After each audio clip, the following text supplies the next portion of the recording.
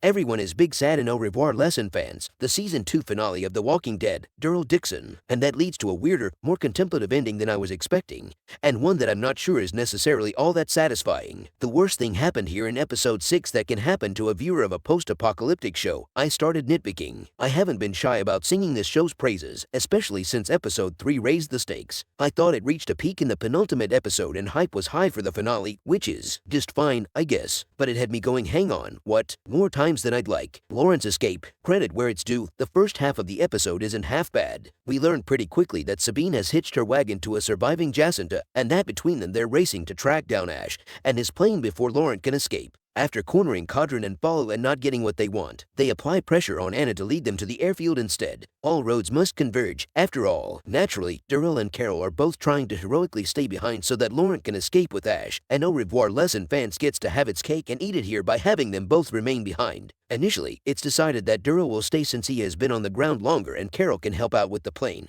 But during the ensuing firefight, Carol somehow gets off the moving plane without anyone seeing her and teleports several hundred yards back to ensure Laurent gets away. It's a nice moment in theory, but how are Ash and Laurent getting to the Commonwealth? Is everyone just going to take their word for where they've come from? Ash has zero survival skills. Will season 3 pick up on this subplot and have us following them around while Ash almost gets them killed every week? I'm not feeling that. And, seriously, how did Carol get off the plane? A new destination. With Jacinta dead, she got bitten by a walker after being betrayed by Anna, and then shot herself in the head when Laurent got away. There's no real threat to Carol, Daryl, Follow, Aquila, and Cadron other than distance. They need to get to America to hook back up with Ash and Laurent, but they're going to have to take the long way around. This means heading to England through the Channel Tunnel with the help of a Scottish couple that Follow suddenly knows named Angus and Fiona. This is one of those moments that had me asking awkward questions. Where have these guys been until now? Why hasn't the tunnel ever been considered before? It feels like too much of an ass pull for me. I'm not sure I love the relationship between Follow and Aquila either. The night before they leave, the gang sits around drinking and Follow tells a story about how, at the start of the outbreak,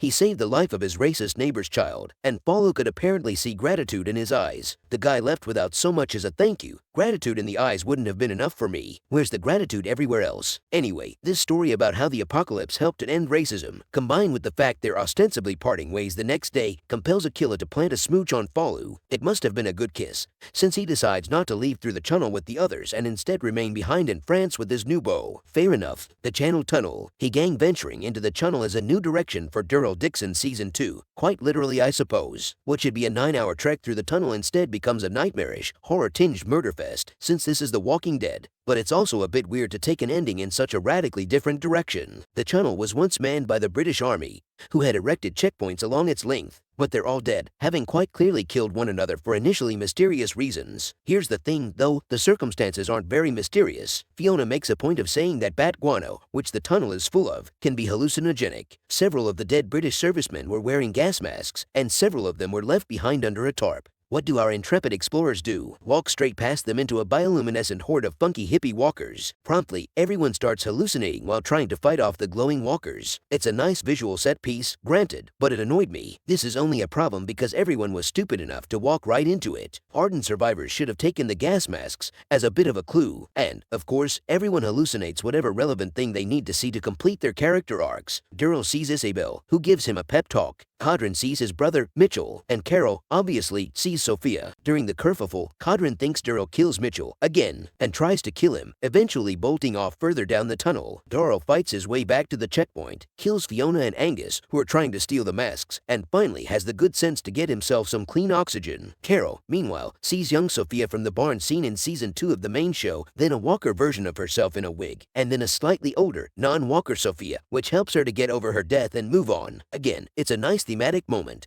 but I'm really not sure this is how hallucinogenic toxins work. Anyway, The Walking Dead, Daryl Dixon season 2 ends with Daryl and Carol, now sensibly wearing gas masks, venturing further into the tunnel, looking for both Cadron and England. By this time, Ash and Laurent are, hopefully, back in the US, so whether we'll see them in the already confirmed 3rd season or not is anyone's guess. It's an odd note to leave things on and I wish the show would have stuck the landing better, but never mind. It at least gets another go.